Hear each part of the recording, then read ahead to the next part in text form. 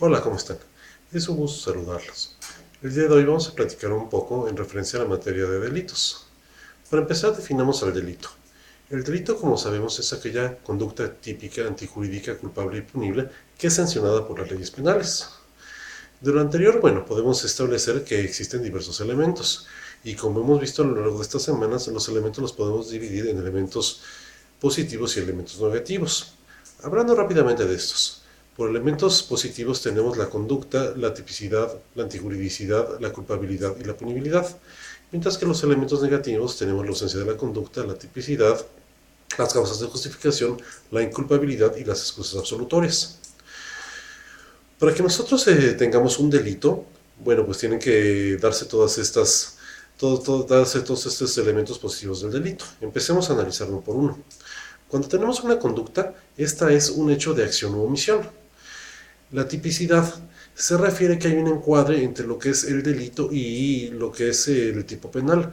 Es decir, el hecho, ya sea de acción o omisión, tiene que cuadrar perfectamente con el tipo penal. Y recordemos que el tipo penal se refiere a la descripción que se hace en las leyes acerca de la conducta que se considera delictiva. Cuando hay un encuadre tenemos la tipicidad. Cuando este encuadre no se da, entonces tendremos la atipicidad. La antijuridicidad. La antijuridicidad, por su parte, que es el tercer elemento del delito, bueno, esta se refiere a que hay una conducta contraria a las leyes. Es decir, se violaron las leyes. Hay un bien jurídicamente tutelado que se puso en peligro. Ese bien jurídicamente tutelado, bueno, puede variar. Hemos visto que, por ejemplo, el derecho tutela lo que es la vida, la integridad física, la salud, la propiedad, etcétera. Y cada tipo penal está definiendo un bien jurídicamente tutelado. Si ponemos en peligro ese bien, entonces tendremos la antijuridicidad. La culpabilidad, que es el siguiente elemento del delito, se refiere al reproche que se hace a una persona por haber cometido la acción delictiva. Y aquí encontramos una relación muy importante con la imputabilidad. La imputabilidad se refiere a que es una persona que es perfectamente consciente de lo que ha realizado. Finalmente tenemos a la punibilidad. La punibilidad en sí se refiere a la amenaza que existe en las leyes por la comisión de la conducta delictiva. Y bueno, una cosa muy importante que tenemos que ver en nuestras leyes es que una cosa es la punibilidad y otra la pena. Si ustedes se fijan, en los tipos penales siempre hay un margen. Por ejemplo, al que cometa la conducta X se le dará una pena de tantos a tantos años de prisión.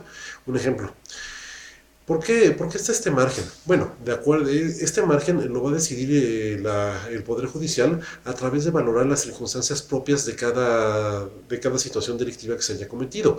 ¿Qué es lo que se va a ver aquí? Por ejemplo, si hubo agravantes, como la alevosía, la premeditación, la ventaja, la brutal ferocidad, si hubo reincidencia o no. Entre más agravantes hayas, más se va a acercar a la pena máxima del delito y viceversa.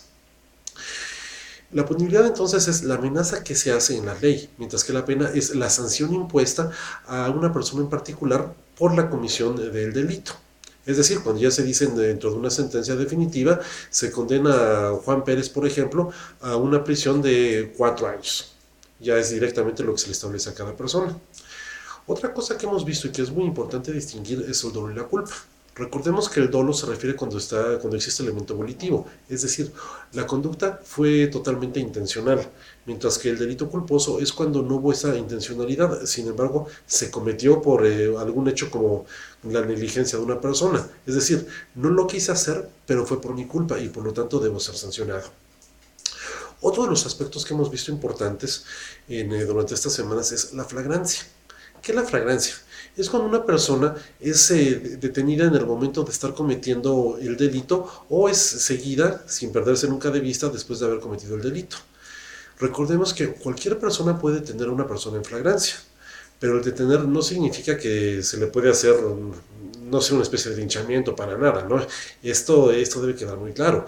Recordemos que nadie puede hacerse justicia por propia mano. Cuando una persona es detenida en flagrancia, ¿qué es lo que se tiene que hacer? Se tiene que entregar inmediatamente a las autoridades. Es lo que tiene que hacer cualquier ciudadano al detener a una persona. Finalmente, ¿quién va a juzgar a una persona por un delito? ¿Quién va a decidir si es culpable o inocente? La autoridad judicial. Recordemos que existe la autoridad judicial federal y autoridad judicial local. Esta autoridad va a definirlo a través de un juicio y a final de cuentas se va a dictar una sentencia definitiva que puede ser condenatoria o absolutoria. Recordemos también que los delitos pueden ser, los delitos pueden ser federales o locales. Por tanto, existe un código penal federal, pero también existe un código penal local. Hasta aquí un poco de lo que hemos visto, de los aspectos más importantes. Por favor, cualquier duda, cualquier comentario, podemos estar en contacto a través del correo de la plataforma de la universidad. Fue un gusto saludarlos. Hasta pronto.